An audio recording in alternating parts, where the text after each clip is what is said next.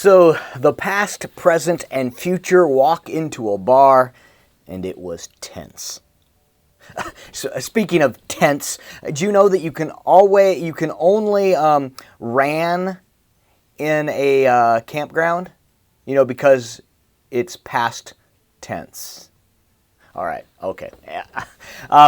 I can't help but think of jokes on this day. So welcome to Dollar Store Children's Sermons, where we take an item from the Dollar Tree and we tie it to the lectionary text. I'm Pastor John Stevens of Zion Lutheran Church in Oregon City, Oregon, and we are part of the ELCA. So, a little bit different opening there, but I can't help but think about jokes because Easter Sunday, this is for Easter Sunday. Christ is risen. He is risen indeed, which is not a joke for us, but it is a joke on death. It is the ultimate joke on death. April 1st, April Fool's Day, Easter falls on April Fool's Day this year, and you can't help but be tied or drawn to this idea of a joke. And this, this goes for both of the gospel lessons, the gospel lesson for the narrative lectionary and for the Revised Common Lectionary. That this whole thing, this resurrection, this new life, is a joke on death. Now, I want to look at what a joke is. A joke is a surprise or an astonishment that makes us laugh. It's the unexpected. It's the walking down the garden path and having the hose turned on us in the best way possible. Practical jokes, I always like that term practical because a lot of times practical jokes, there's a lot of work that goes into it, and they're not that practical at all, but they are practical because they are focused on a particular person. But practical jokes, there's a sense where there's the expected. This is, in spades. There's the expected, and the expected is different than reality. For example, you can take a bowl of cereal, mix milk and water together and cereal, and then freeze that bowl of cereal, and you put it out for your kids, and they go to eat it, and they're like, oh, they got me again. Or, I don't know what that was all about, but, or I just saw a great idea of taking those chocolate eggs, smaller chocolate eggs that are wrapped in tinfoil, unwrapping them and rewrapping them with grapes. So this idea that when they open it up, they don't get what they expect. I have, last couple of years, I have had the stick of gum where you have the pack of gum, and I'll link it here, but you can also find it, it's the last couple of years, where you've got your package of gum and you open up the gum and the gum is empty. The wrappers are still there, but the gum is empty. And that in its own right is a joke because it's the expectation is one thing and it ends up being different. And there's a aha moment, a little bit of a chuckle.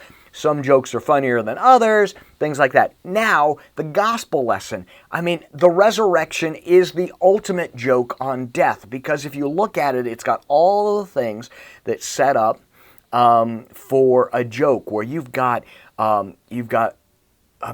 first of all, there's the women, they're going to the tomb, they're going to anoint Jesus, and there's the conversation about who's going to remove the stone, or whatever gospel lesson you're in. They get there, and the stone is rolled away, trying to figure out how that happened.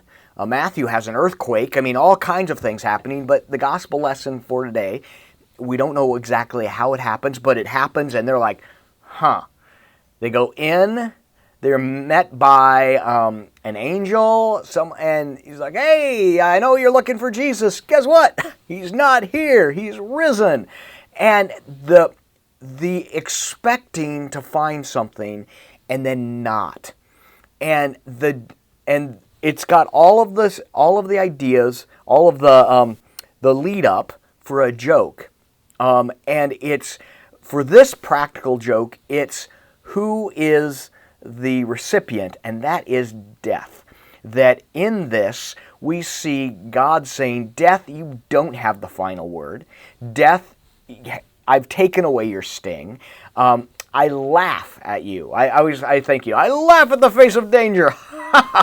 Well, I laugh at the face of death because at Easter, that tells us that death is no more. Oh, death, where is your sting? We hear in Scripture. So, all of this to find an item that has a joke attached to it. You can go find, you can get the sticks of gum where, the packages of gum where you can create the empty gum container. And the best part about this, and again, I'll link it, is that it's sealed. It's sealed. You open it up and it's there. It's gone. If you haven't used it, even if you have, and kids know the end of the story, that's even better. But if you haven't used it, check it out. But find an item with a joke, whether it be a joke book, whether it be sometimes the Dollar Tree. I have in my drawer of all kinds of things, I have a whoopee cushion, which kids always find funny. I don't know if you want to go that route for Easter, but you could. You could actually have it, you could have a pillow that you sit on, but you put under the whoopee cushion so you are the brunt of the joke.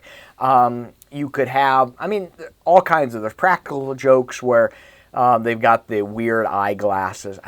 Just something that's joke-worthy, that's funny, that gets the kids to giggle. Could be that you have a silly hat, whatever. You get the idea. But this idea that you can then say, what is a joke? Ask the kids, do you guys have any favorite jokes? Do you have any favorite jokes you tell? And they might tell, why did the chicken cross the playground? To get to the other slide. Anyway, yeah, I have kids.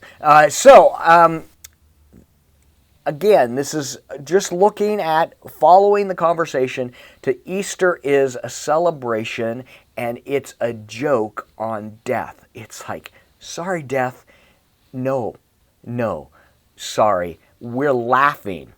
We're laughing at you. And that's the direction I'm going. I'm hoping it can be a springboard for your own thinking. And as always, thanks for stopping by, and I hope you have a fantastic week.